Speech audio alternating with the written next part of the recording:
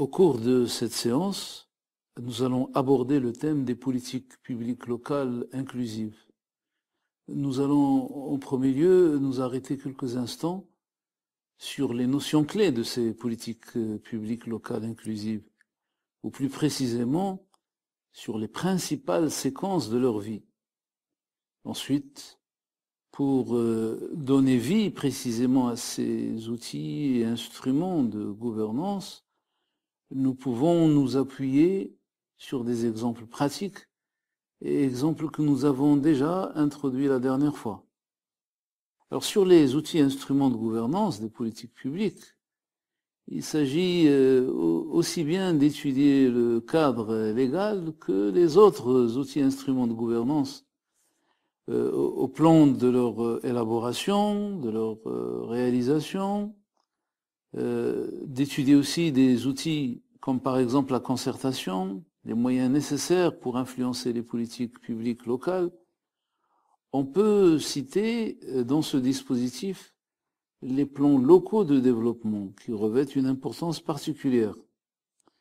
Il s'agit ici de connaître les approches pratiques pour inciter les acteurs publics et associatifs à se concerter et à coordonner leurs efforts. Et il faut dire que le cycle des politiques publiques locales diffère peu de celui des politiques publiques nationales. Il se décline en plusieurs séquences.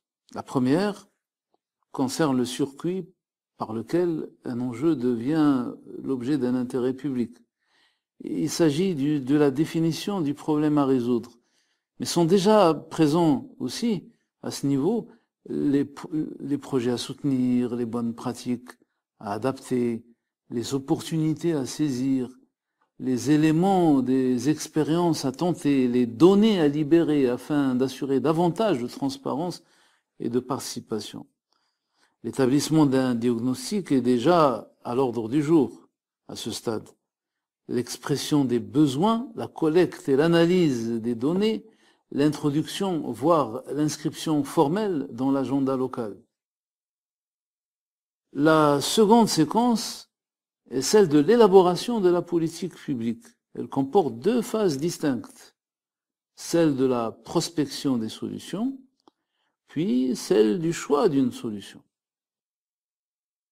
La première, l'élaboration commence par une prospection des solutions. Ce second moment est celui de la compréhension de la situation et de ses enjeux, et des idées à mettre en relief. Il s'agit de proposer des réponses, de concevoir différents scénarios possibles, de fixer des objectifs, de définir les résultats attendus en déterminant les activités et les livrables. Cette seconde séquence est consacrée par une deuxième phase qui est celle du choix de la solution, sa validation, son approbation, jusqu'à sa programmation et même jusqu'à sa validation budgétaire. C'est la seconde, donc la recherche de la solution. Troisième séquence, cela concerne le passage à l'acte, la mise en œuvre. Ça consiste dans la concrétisation de la solution choisie. Il s'agit de la réalisation pratique des décisions.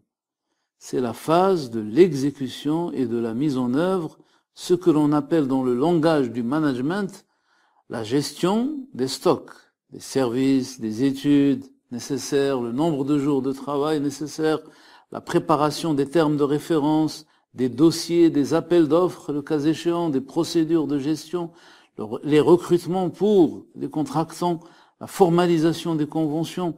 C'est aussi la phase du démarrage des chantiers.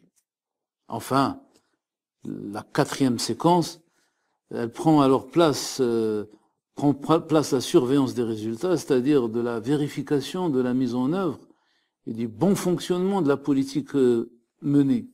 Cela nécessite l'élaboration d'un système de suivi visant à établir l'état d'avancement des activités et aussi à gérer les dimensions financières. Cela peut aller jusqu'à la mise en place d'indicateurs de suivi, d'un système de collecte, d'organisation et de traitement de l'information. Au milieu de ces séquences, la détermination des ressources financières nécessaires revêt toute son importance. On a souvent invoqué à ce propos la notion de budget participatif. Mais plutôt que de budget participatif, il a été plus question dans les 3 pays de budget citoyen, c'est-à-dire une sorte de vulgarisation du budget, ce qui signifie simplement le fait de vouloir rendre plus facile la lecture d'un budget. Dans d'autres contrées, le budget participatif a fait son apparition au niveau local.